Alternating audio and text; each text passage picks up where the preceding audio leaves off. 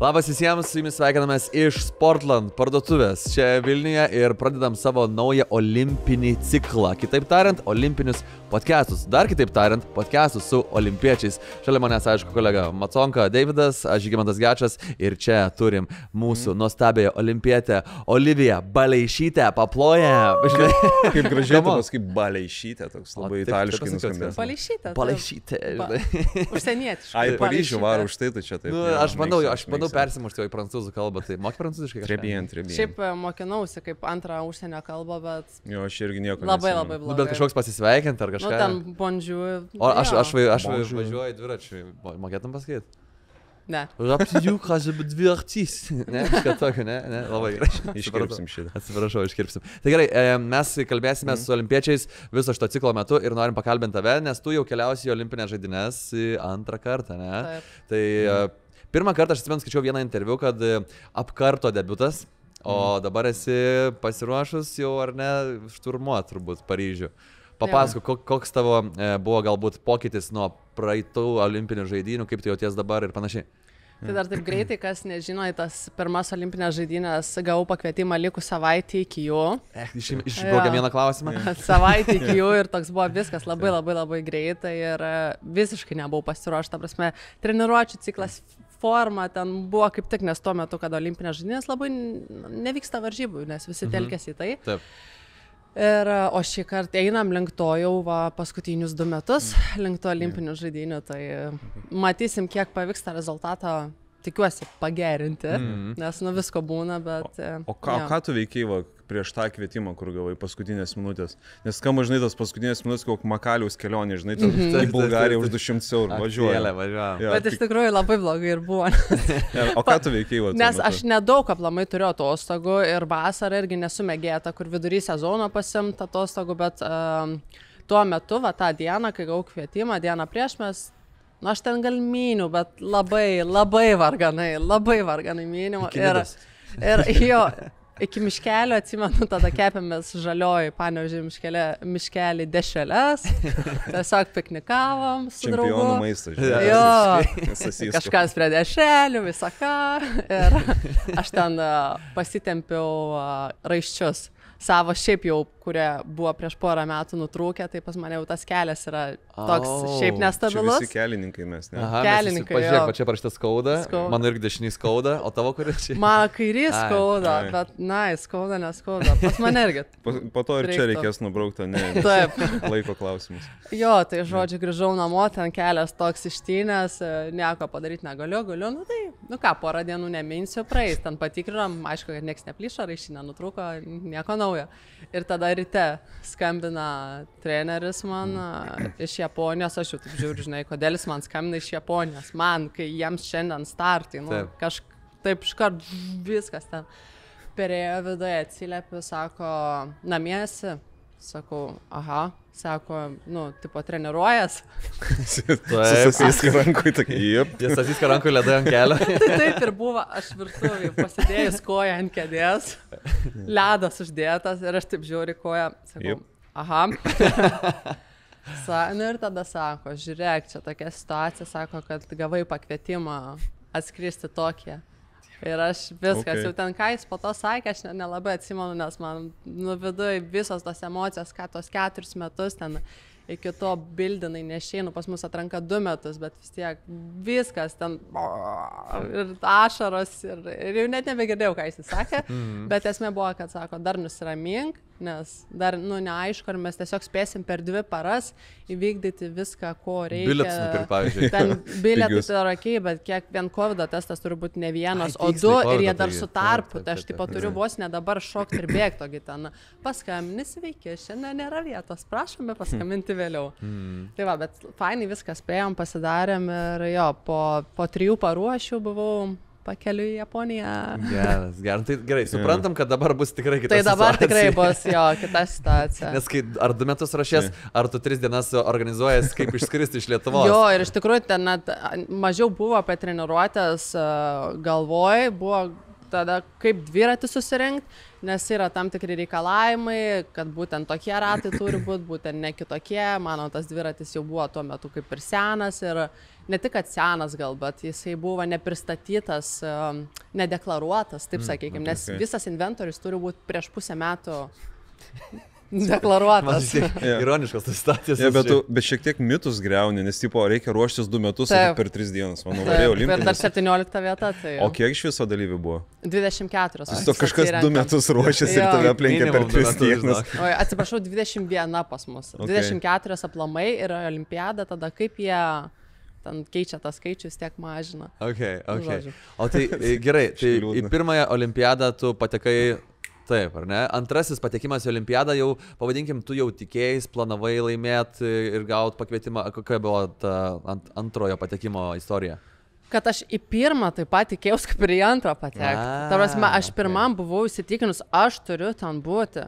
Aš turiu ten būti, negali būti kitaip. Ir tas buvo, kad iki paskutinės dienos jau prasidėjo olimpinės žaidynės ir mano smegenys nepriema informacijos, kad manęs ten nėra. Sakau, Tai gal dėl to buvo lengva pasiruošti per tas 3 dienas? Taip, nes aš sakau, aš turiu ten būti. Nors aš žinau, kad aš esu pakankamai stipri, verta pagal reitingą ir panašiai, bet, kaip ir tikriausiai kitose sporto šakose yra tų sistemų, kur atiduoda ten vietą Afrikos kontinentui, atiduoda vietą ten iš kitos rungties pas mus merginam. Ir man toks, jos už mane prastesnės, kodėl jos ten, o aš ne čia. Tai tas tikėjimas, aišku, šį ciklą ir treneris sakė vis tiek, kad aš jau tikrai važiuosiu, esu stipresnė ir panašiai, bet mano tas pasitikėjimas kaip pana buvo toks ir šį aš žinau, kad aš turiu būti, o kaip bus, ar jau, kad tikrai atsirinkau ir tą tokį padariau, tai tik jau pamačius dokumentą, kad aš važiuoju ir jau baigėsi varžybas, baigėsi reitingas ir aš sakau treneriui, kada tas bus dokumentas, sako, nusiramink, viskas, reitingas, sakau, kada bus man oficialus laiškas, sako, nusiramink, aš sakau, ne. Tai gerai, tai dar žiūrėk, provokuokim, man atrodo, reikia paprovokuoti šiek tiek. 17 vieta praėjusioje olimpiadai, dabar olimpiadai bus žymiai labiau pasiruošus. Prognozės savo, galbūt netgi ne kad pažadas, bet ką tu savo užsibrėžiai? Labai norėčiau būti 10-ukė, bet čia taip pat bus labai sunku, nes aplamai tiesiog labai beproto daug stiprių dviratininkų yra toks top 12, bet kurią ją iš tos top 12 aplenkti yra beproto sunku. 13, 14, 15 būtų, aš tikiu, kad galiu, bet jau svajonė būtų tas įsibrauti tarp tų geriausių, nes kas varžybauja tarp top 10-uko, bet kuri galėtų ir lipti ant podiumo, aš taip įsivaizduoju. Aš manau, kad, žiūrėk, mano pitakas gali būti sėkmingas, žiūrėk, duok 5 ir bus, žinau, gerai, bus 10-ukas. Davidai, žiūrėk, padarom taip šiek bendrą. Na, blogiausiu atveju pitakus turėjom davę. Aš tik norėjau palėti, žinai, tu buvo olimpietė. Čia yra arčiausia olimpinė žaidynė, kiek esu buvęs gyvenime. Kol kas. Dar liko parolimpinė su keliu tavo. Ai, šiaip tiksliai, aš domėjausi jau iš to. Galvočiau, jeigu sakyčiau, kad aš nesidomėjau. Labai gerai. Mes šiaip su Deividu čia kalbėjom šiandieną. Nežinau, ar paslaptis ar nepaslaptis, kad mes esam po nakties, kuomet Lietuvos krepšinio rinktinė nepateko į olimpinės žaidynės. Ir tai yra antrosios olimpinės žaidynės, kuomet jie nepatenka. Ir tai yra antrosios olimpinės žaidynės, kuomet tu patenki. Nėra kažkaip ten, žinai, paralelių kažkaip, ne? Žmonės kalba. Žmonės kalba. Nežinau, neturiu aš kažkokią pykčio ant to krepšinio. Gal biškutį ir turiu, iš tikrųjų. Pasakiau ir patipau, kad meluoju. Bet aš linkiu visiems, kuo daugiau žmonių patekėti į olimpinės žaidynės. Aš noriu, kad jie patektų, tai liūdna, kad nepateko. Šiaip žinai, kas man atrodo vienas iš įspūdingiausių dalykų olimpinėse, patvirtink arba paneik, kai yra atidarimas. Ir kai visi eina ir ten yra belė kiek žmonių ir tos visos delegacijos eina ir tu ten tą vėliavą kažkas mojuoja į priekį. Nėra tau iš to? Negaliu patvirtinti, paneik, nes pati nebuvau neatidarime. Neuždarėme. Gal laukia to momento, nes aš tiesiog visą žiūrėdavau, man tas momentas atrodo nuostabus tiesiog. Jo, bet pati prie televizijos ekrano tai labai laukdavau to. Šį kartą jau eisi mojuot? Į uždarimą. Bet šiek tiek irgi bus sunku, toks man nesibaigiančios varžybos bus, nes tą pačią dieną man varžybos ir vakare uždarimas. Ir dar kitą dieną įskrendu. Ten karštų toks. Tai toks ant karštų. Su dviračiu numini pasistatai, pasivaikštai. Ir aš kiek žinau, kad ir prieš tą uždarimą, ten tuos atletus pastato 2 valandos prieš. Dar žmonės renkasi, jie jau turi stovėti kaip kareivėliai ten už stadioną. Tai mes jau taip pakalbėjom, kad aš iš treko, greitai ir toliau. Okay. Aš gal grįžtam šiek tiek į praeitį, ne? kelionės laiku. Jo, sugrįžkim šiek tiek kelionę laiku pasidarom. Tavo startas su dviračiu, kaip tu įsimylėjai dviratį, kaip pradėjai su dviračiu, nežinau, kur savo ateitį sportą. Čia toks Panevėžio dalykas turbūt, nebus? Nežinau, gal kiemo Pacanskių toks dalykas. Augau pagrindę su bernais ir lenktyniaudavau su jais. Žaisdavom ten polkių gaudžių. Kas yra? Policija gaudo kažkaip gal taip. Pati galvoju, nu tai polkės, tai policija gaudžiu gaudynės. Čia Ispanija vežiai policija polkė. Kaip mes kitokias gaudynės žaisdavom, bet nu jo, pagal regionus. Na ir kai žaidži su 3-4 metais vyresniais vaikinais. Tai yra ką veikti pagauti. O tu policininkas. O aš pastovi ir gaudydavau. Geriausia polkė buvo, žodžiu, ne? Jo, ir va taip sutapo, kad ir dabar esu Dubajaus policijos komandai. Nu, tiksliai. Pakalbam apie komandą, taip galim pašakinėti iš tikrųjų, priminat gal, nes mes norėjom paklausti apie tavo komandą, kaip iš viskas vyksta su komanda. Panašu į krepšinio komandą kažkoje, kas yra dviratininkų komanda, kaip jūs ten šūkį turit prieš važiavimą kažkokį? Ne, mes neturim, yra tų komandų, kas turi pasauliniam ten lygi, mes neturim ir šiaip kaip atsiradau tam Dubajui. Tai tiesiog, sakyčiau, sėkmingi metai buvo olimpiniai metai, čempionų lyga pridėta, irgi čia toks buvo grand tikrai komercinis renginys, Eurosportas transliavo, visi žemynai transliavo, visi matė, labai didelis ir jis dabar vyksta dar kasmet ir po to renginio iš tikrųjų pajutau, kad tas atsirado populiarumas didesnis. Ir tiesiog man parašė, net va tas įdomus faktas, kad dažniausiai rašo tam tikras žmogus, kuris ir ieško komandos narių, ne, paskirtas. O man parašė tiesiog treneris. Tipo, hi, would you like to join our Dubai Police Cycling Team? Skamba kaip skemas, žinai. Jo, taip vienas sakinys. Jo, skamba kaip skemas ir tikriausiai nebūčiau sutikus, jeigu nebūtų dar paėmę vienos lietuvės ir jeigu nebūčiau pažinojus merginos, kurie jau buvo tie metai prieš. Jinai jau buvo, su kuria aš buvau prieš tai tokioje profesionalioje Astano komandai. Tai aš su ja susiskambinau, pasikalbėjau, sako, viskas gerai, čia atvažiuok, tikrai saugu. Ir, nes toks, nu, tikrai neramu, nieks nežino, kaip tas dviračių pasaulis iš vis atrodo. Ne tik, kad Europai žinom, kaip atrodo Amerika, irgi klubai yra tam tikri, bet ta įstokė labiau dalis ar Emiratai, tai iš viso. Pasikausti šiaip turėtų būti, aš galvoju, ne? Nes vis tiek jie ten, pafinansuoja, aš įsivaizduoju, padoriai. Iš tikrųjų, pas juos su finansavimu pačioje šalyje ir kaip profesionaliam tam sportui, va kaip pas mus yra, tarkim, jau olimpiečiai ir panašiai, tai pas juos yra labai blogai. Okay. Jų visas finansavimas yra iš klubų ir jie gyvena ant savo tų klubelių, kas yra koks rėmėjas ir jų rėmėjai yra kažkoks tiesiog vienas žmogus, kuris myli sportą ir kiek jums reikia. Teikit. Nes aš galvoju, žinai, gal ten vyksta, kad į varžybas važiuojat su tais Dubajaus policijos automobiliais mandriausiai, žinai. Ne, bet iš tikrųjų, šiaip aš iš tikrųjų atstovauju Dubajaus policiją. Bet ir patys turi dviratininkų komandą. Taip, ir mano viza yra, kaip aš dirbantė su Dubajaus policijai, mano viza, tai labai, žinok, juokingas momentas, taip greit. Atvykstu pati pirmą kartą, nežinau, kur aš, kas čia bus ir panašiai, ir prie tos patikros ir labai taip pažiūri vizą į mane. So Dubai police, huh? Yes.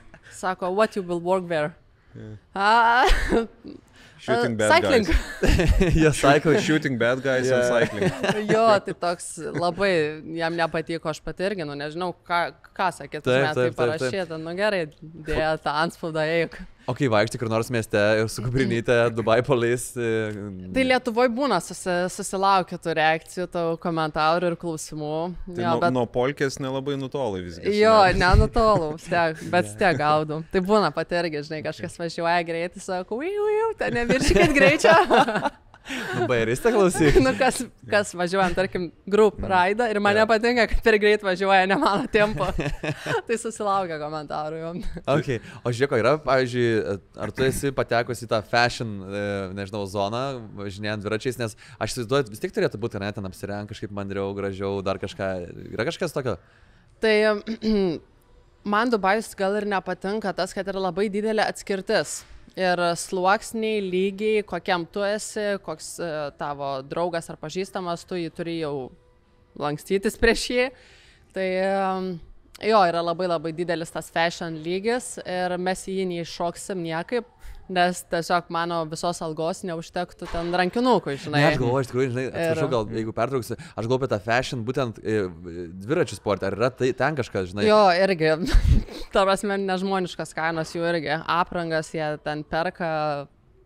Ok, bet, žodžiu, nėra kažkokio bet pasirinkimo kažkokia ten tarpusavį, kad atvažiuoja olimpinės žaidynės, kas turės rožinės timpas, gerai, čia aišku, perdėjau, batus manteresnius kažkokius, tai bus kietesnis. Pas Dubajui, taip, kas atvažiuoja į Pride ir turės ten naujausius ten map kokius šortukus, kurie kainuoja nebe 300-400 eurų, ten wow, arba dviračius turi tokius, su kuriais važiuojas žmonės į olimpinės žaidynės. Ja. Bet jūs žiūri, kam tau? Žinai, bet jūs visą geriausią aprangą galite įsigyti Sportland parduotuvėse. Product placement, nuostabus. Ok. Gerai. Aš tai noriu paklausti apie dviračių kainas. Užsiminėjau, o kiek kainuoja vidutinis dviratis, kur tu varžais rimtam lygi ir kiek jau tas, sakykime, top notch, kur, sakėjai, flexina Dubajui visi? Tai grįžkim prie to, kad aš varžybauju treke ir mano trekinis, tas varžybinis jau dviratis yra brangesnis, o Dubajuje aš treniruojuosi plente. Tai aplamai nedaug yra mėgėjų treke, nes toks tas trekas reikia dar mokėti jo važiuoti, nėra, kad atsistosi ir nurėdėsi plentu. Važiuoji, ką ten. Bet visiems tas, kad stabdžių nėra. Stabdžių ir važiuoji tokia danga, kur yra iki 45 laipsnių gali būti. Tai yra tiesiog yra kieta eiga ir jeigu tu nustosi spausti pedalus, jinai po kažkiek laiko gilėtės, tu tiesiog nebeduodi jėgos, jeigu tau momentu reikia, tu gali spustel pedalus atgal, nes jeigu tu spaustum atgal, tu mintum atgal. Aišku, mes neminam atgal, bet jo, taip veikia. Tai va, dėl tų dviračių, tai mano trekinis dviratis yra žymiai brangesnis už plentinį ir mano olimpinio dviračio kaina, sakyčiau, sieks apie 25 gal tūkstančius eurų.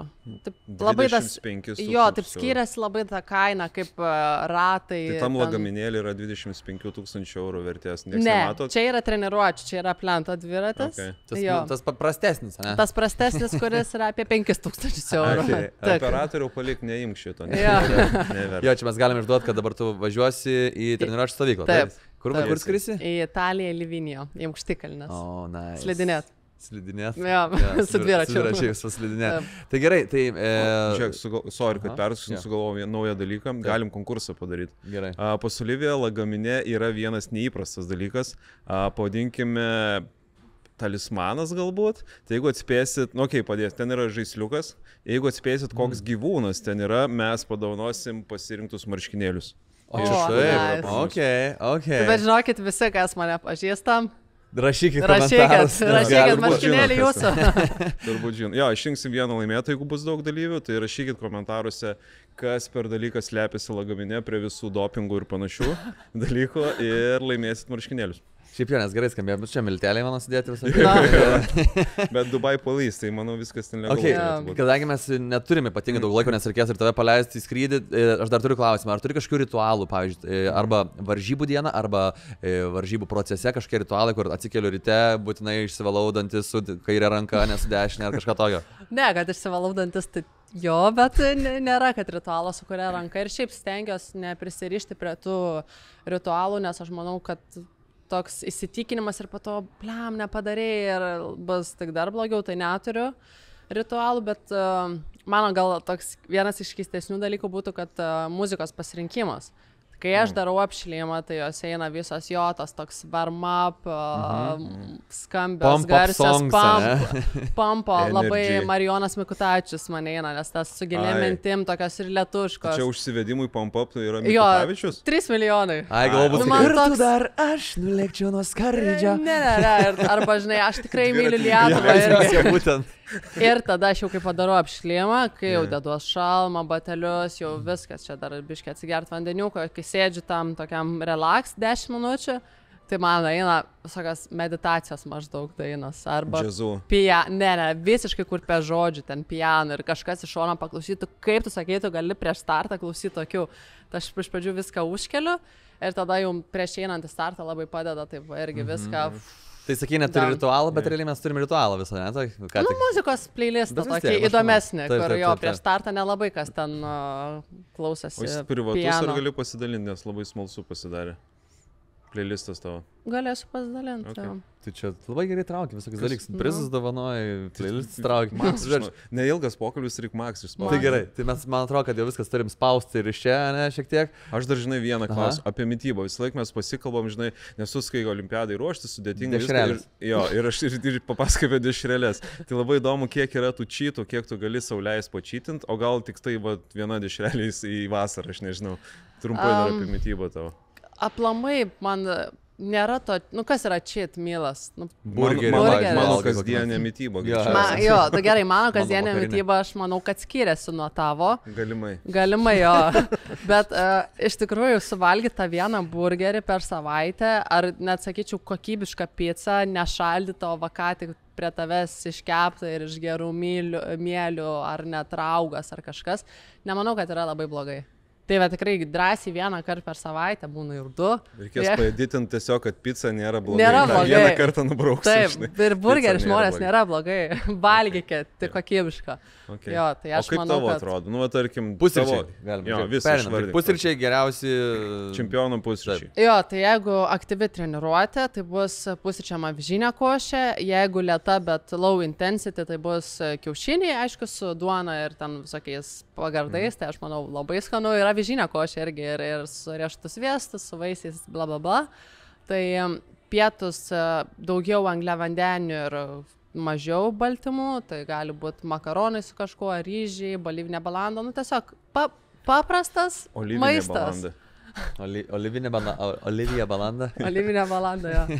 Ir vakarienė irgi priklauso labai, kokia rytoj treniruotė. Jeigu rytoj aktyvi, tai bus, jeigu rytoj sunki treniruotė, bus daugiau paremtas angliavandenių maistas.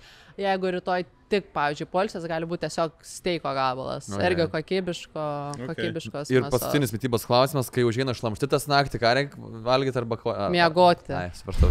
Tai tiek. Naktį reikia miegoti. Griežtai tokį. Okay. Čia mano ir didžiausia problema gyvenime. Tai gerai, tai mes labai tau dėkojam, kad tu atvykai čia su mumis pabendrauti, pakalbėti prieš savo išvyką. Tikėkime, kad nepavėluosi skrydį. Ne, viskas sakai. Okay, viskas gerai. Edita labai greit važiuoja, tai turėtume susitvarkyti. Bet Mumbai Police tai pagal taisyklės. Bet su Dubai Police aš galiu padaryti Ja, išlindus per langą. Tai mes to linkim didžiulės sėkmės, kad tu įveiktum top 10 easy, kad būtų ir tada, kad pasiektum kai ką daugiau ir sakytum, blem, to tai nesitikėjau, kad taip gerai pavarys. Okay? Sutarėm? Žaibas. Sėkmės tau. Perduok žaibą ir numesti. Dar matai. Ačiū. Olivija Baleišytė lėks į olimpinį treką, tai mes linkim jai sėkmės. Čia buvo Deividas, Žygimantas, Olivija, Sportland olimpinio ciklo podcastai. Ačiū Jums ir iki. Čiau.